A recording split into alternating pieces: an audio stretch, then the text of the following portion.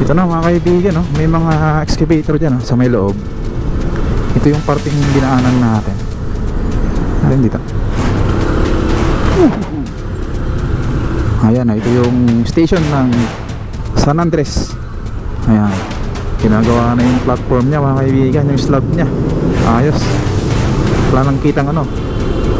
Mukhang ano na, kompleto na to. May semento, may buhos na pala to eh. Ang pinaka-slab niya tuyo na mga kaibigan.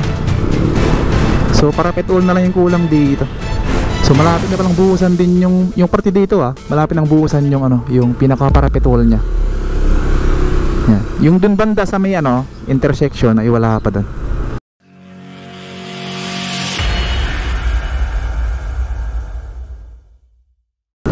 Good morning guys. Ito yan sa may Quirino Avenue, ilalim ng Skyway Stage 3 mga kaibigan.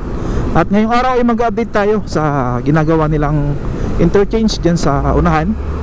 Yung Quirino interchange, yung off-ramp tsaka on-ramp dyan. So i-update natin yung parehas na ano, ginagawa nila. Alright, let's go. Yan, ito yung Plaza Dilaw mga kaibigan. Yan, off-ramp to ng manggagaling sa norte. Ayan o. Yan, medyo ko traffic kasi dito, kaya gumawa sila ng isang off-ramp pa dyan sa unahan. Update natin itong off-ramp dyan. Kasi pag bumaba ka dyan sa Plaza Dilaw, ito yung bubungad sa'yo traffic dito. So magkaroon din ng isang off-ramp dito. Yan, yung mga papunta sa Taft tsaka Ross Boulevard, mayroon dyan. Tignan natin kung buo na to. Kasi nung last update natin, isang span na lang yung tatapusin nila. Ito na yung Pedro Hill intersection dito sa Quirino.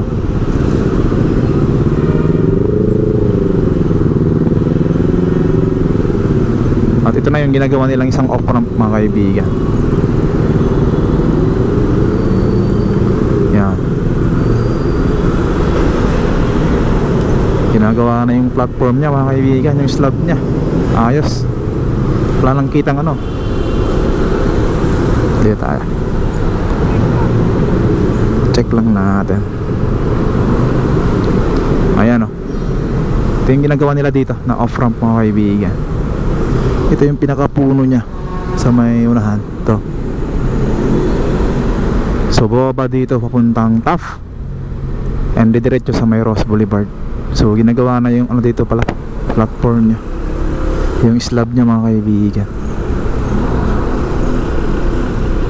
Diretso tayo. Ito pa rin yung last update natin Pero meron ng crane dito, baka iangat na nila yung apat dito na girders mga kaibigan. Ayan sana lang sa kabila. Tingnan natin doon. Mukhang yun, mas okay na yata sa kabila yung parapet wall niya malapit ng buhusan mga kaibigan. Let's ikot tayo. Ito yung puno niya mga kaibigan. Ito yung pababa papunta dun sa may toll gate niya, diretso sa may Marcelino Street and hanggang Taft na yun, papunta na yun sa may Ross Boulevard mga kaibigan. So ikot tayo dito. Ayan, ito naman bakante dito. Ito yung abang para sa Salex. Ito yung extension nito papuntang Salex, pero wala pa, hindi pa gumagala yung Salex mga kaibigan. So ito yung sinasabi kong ano, toll gate nya. Ayan. So yung mga galing doon sa norte south, dito na mag-off-ramp mga kaibigan. Pwede na dito pag natapos yung kabila. Yan, hindi pa rin pala naayos yung ano dito. Wala pa rin palang asfalto itong kalsada. Yan, diretso tayo. Ikutan tayo dyan sa may unahan. Tingnan natin.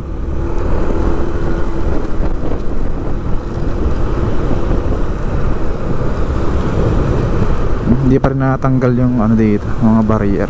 Kasi wala pang ano, wala pang asfalto. Ito yung kailangan nila ng asfalto Ito ang kailangan malagyan na to. Sayang tong isang lane kung hindi tanggalin tong mga barrier.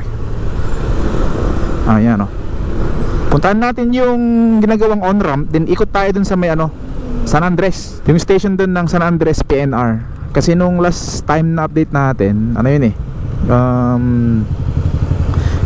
binabakbak na yung ano, yung station doon. So siguro ngayon ay tapos na or natanggal na yung station doon. Tingnan natin. Yan, ito yung toll gate nun. Yung gumagana palang on-ramp dito ay iisa pa lang, yung papuntang norte. So yung papuntang south ay yung ginagawa nila ngayon, puntahan natin. Pero may nakaabang dito na extension papuntang Salex. Pag natapos na yung Salex, ito yung dudugtong doon.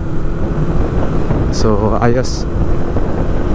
Check natin to, itong ginagawang on-ramp dito mga kaibigan. Parang ulan na. Ayan o.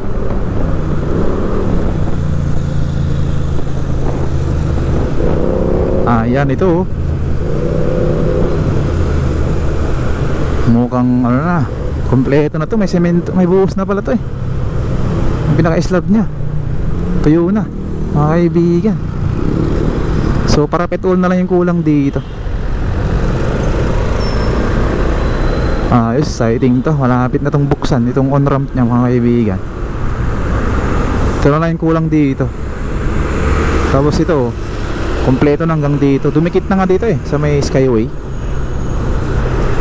So exciting to. Suba tayo dyan, tingnan natin.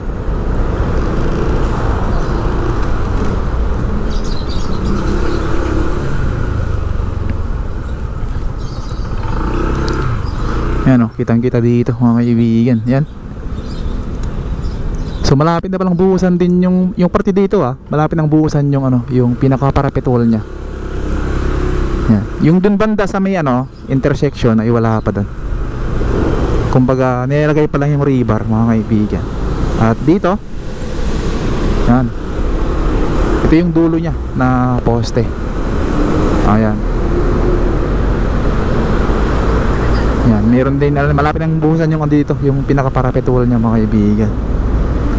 So yun, tayo sa kabila, tingnan natin doon sa may kabilang lane. Kasi nandun yung San Andres station ng PNR. Ikot tayo. Let's go. Yan dito na siya. Dito na mga kaibigan may mga excavator dyan sa may loob. Ito yung parting dinaanan natin. Ayan dito. Ayan ito yung station ng San Andres. Ayan. Wala na yung station dito. Iba na. Dan po. Ayan iba na yung station dito. Wala na mga kaibigan. Ito rin yung drone shot nya. So clear na dito. Wala kasing station dito ng NSCR mga kaibigan. Kaya ano yan, tinanggal nila. Ayan. Tapos dito, check lang natin dito papunta dun sa may Paco para isang update tayo. Yan, ito yung sasabi ko kaninang off-ramp nya. Ito yung katabi natin, ito yung off-ramp papuntang Pedro Hill. Yan, meron ng toll gate sa baba. Pero yung, yan sa bandang right side nya, yung ito, yung umilalim sa may Skyway Stage 3, yan yung papuntang TAF. So bukas na yan, yung off-ramp na yan. Lahat na manggagaling dun sa may SLEX, yan south, pwede mag-off-ramp dito. So yung ginagawa dito, yan yung on-ramp nya. Yan, malapit na matapos yan yung on-ramp nya. Siguro isang buwan na lang yan, or baka hindi na abutin. Bukas na yan. Parang ihabol yan ngayong ngayong Pasko yata. Alright, so yun. Check natin yung ilalim naman dito. Hanggang hanggang Paco. Bago tayo peace out. Peace out. Ayan siya mga kaibigan. Medyo traffic lang dito.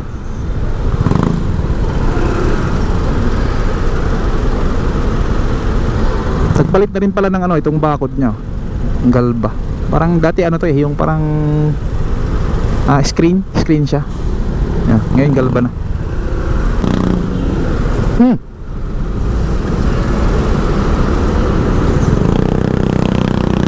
Tuloy lang mga kaibigan. Masakit lang yung daliri ni kuya. Tumama dun sa sa may box. So, mag-sorry ka kuya. Sorry.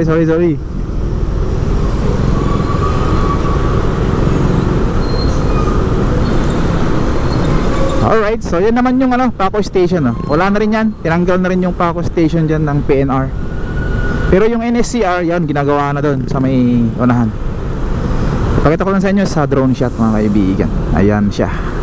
Ayan yung Paco Station ng NSCR project. Alright, thank you po. Ingat tayo lagi mga kaibigan, and God bless po sa ating lahat. Peace out.